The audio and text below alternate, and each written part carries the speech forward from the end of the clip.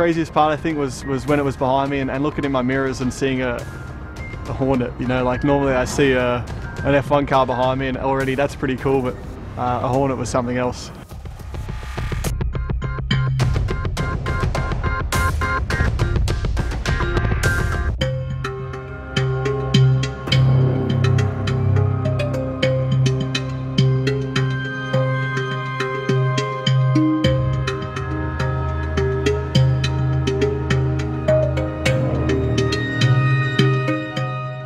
I definitely felt like the thrust and just the pure power and roar as it passed me, and then as it sort of turned up and had its rear like pointing towards the car, I was just holding on, just hoping that the car wouldn't just blow away. But I could definitely feel like just a really strong gust. Basically, it was awesome.